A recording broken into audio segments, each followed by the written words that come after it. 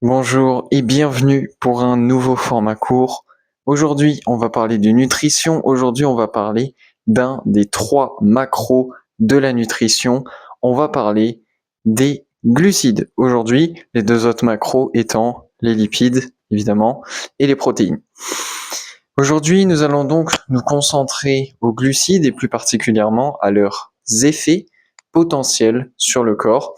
Donc, on va surtout s'intéresser notamment aux régimes alimentaires riches en glucides, c'est-à-dire globalement le régime alimentaire d'une très grande partie de la population mondiale, d'une très grande partie ne serait-ce que des Français.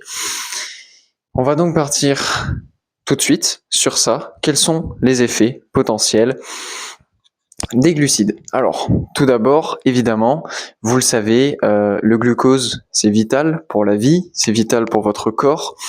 C'est ce qui, un taux de glucose qui n'est pas stable, un taux de glucose que vous n'arrivez pas à réguler, que vous n'arrivez pas à gérer, c'est ce qui va causer notamment le décès des personnes qui sont diabétiques.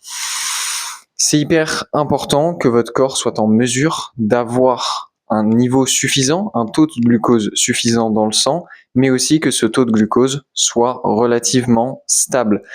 C'est pourquoi, lorsque vous ingérez beaucoup de glucides, il y a une première chose qui va se passer, c'est que l'insuline va énormément augmenter, justement pour répondre à cette augmentation soudaine d'apport de glucose et de glucides dans le sang.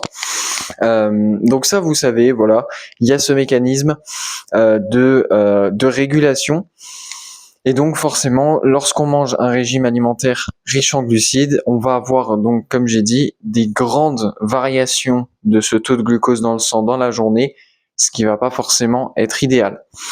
Ensuite, le deuxième point, ça va être tout ce qui va être l'aspect stockage, parce que les glucides, vous n'allez pas tous les utiliser pour votre cerveau, par exemple, puisque oui, le glucose va être utilisé par certaines régions de votre cerveau, mais c'est pas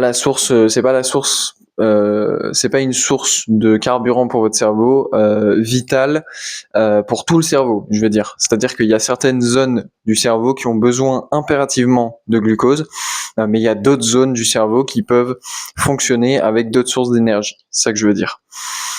Bref, quand vous mangez un régime riche en glucides, ce qui va se produire, c'est donc que vous allez stocker ces glucides quelque part, parce que généralement, vous allez en apporter beaucoup plus que ce dont votre corps a besoin.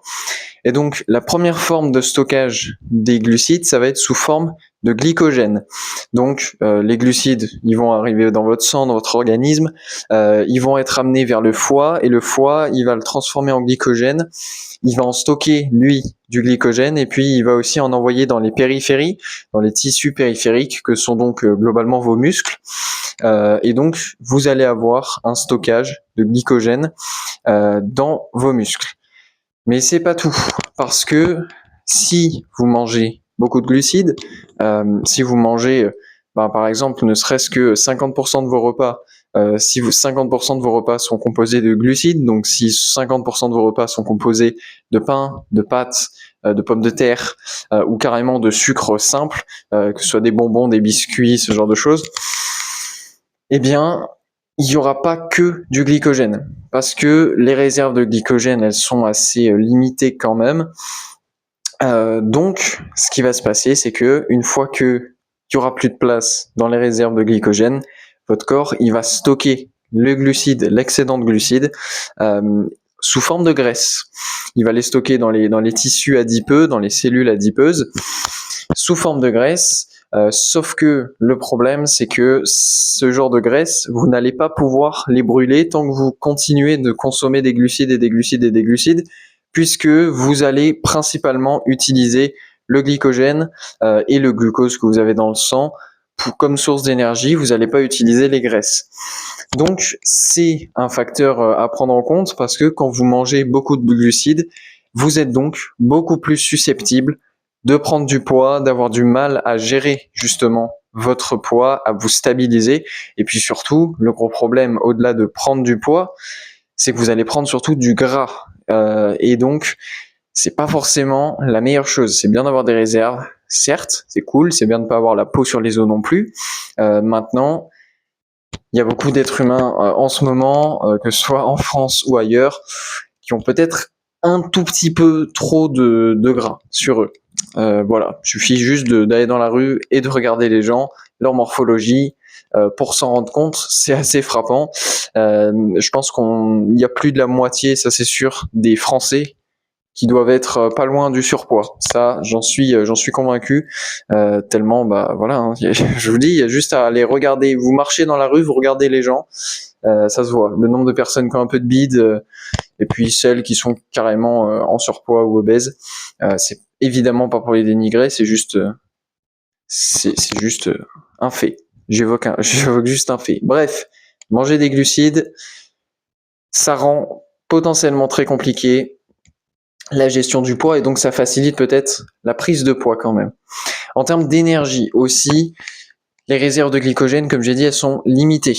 Donc en fait, quand vous mangez, quand vous consommez beaucoup de glucides, vous êtes dépendant des glucides. Et si vous allez faire des efforts longs, si vous allez faire par exemple des longues courses à pied, des longues sorties de vélo, par exemple, ben vous allez avoir besoin de vous réalimenter pendant l'effort pour réapprovisionner votre corps en potentiellement en glucides, parce que ces réserves de glycogène, elles sont assez faibles.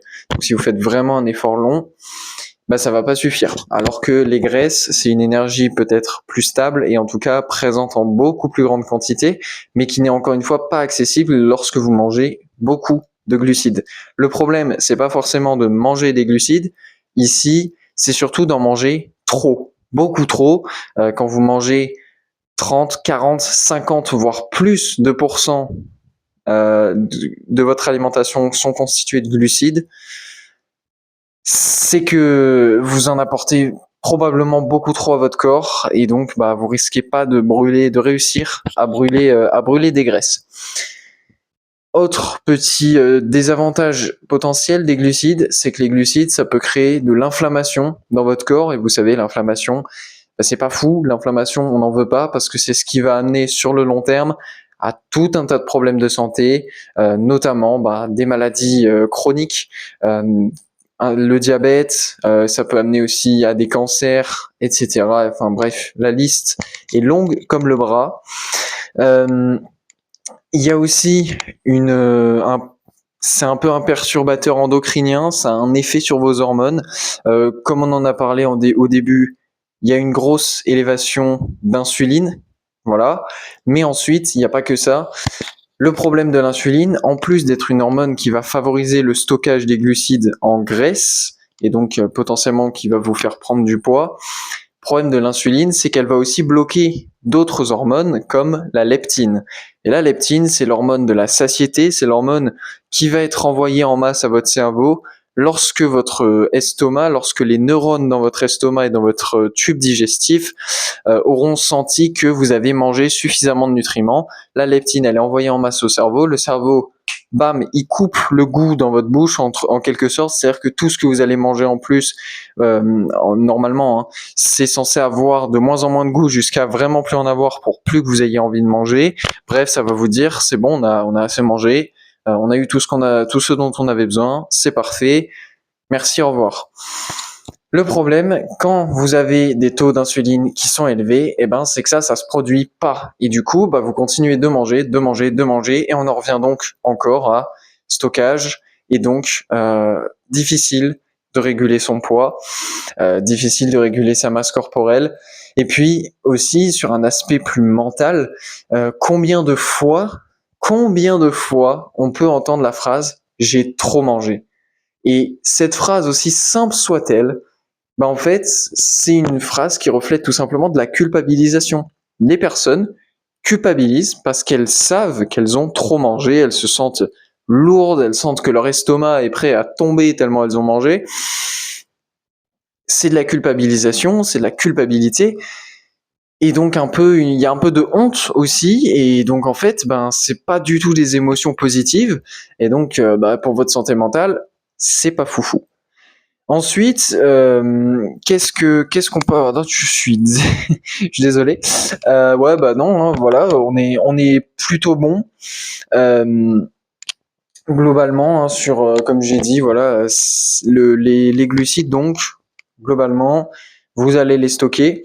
Ouais, qu'est-ce qui favorise aussi comme stockage? Ils favorisent aussi non pas que le stockage donc des glucides, mais ils vont aussi aller choper de l'eau. Donc vous allez favoriser la rétention d'eau. Alors ça peut être intéressant la rétention d'eau pour notamment tout ce qui va être hydratation, bien sûr, parce que vous le savez, votre corps il est constitué majoritairement d'eau. Donc la rétention d'eau, ça peut être pas trop mal. Et donc voilà, stock de glycogène, rétention d'eau. Donc globalement, les glucides, moi, je dis pas qu'ils sont bien ou mal. Là, je vous donne juste. C'est vrai que là, cet épisode globalement, c'est un peu pourquoi les glucides sont mauvais. Non, c'est pourquoi un excès de glucides, c'est pas forcément idéal. C'est pourquoi c'est pas forcément la chose optimale pour le corps humain. Voilà, hein, c'est pas la chose avec laquelle l'humanité a évolué depuis le début. Oui, c'est la chose qu'elle consomme en grande quantité depuis quoi? Depuis qu'on a l'agriculture, depuis qu'on a le blé, euh, donc depuis 10-15 000 ans. Mais avant ça, on en mangeait que très rarement, hein, puisqu'on mangeait voilà quelques fruits qu'on pouvait trouver, par exemple dans la nature. Mais voilà, on cultivait pas forcément, donc on n'avait pas accès à autant.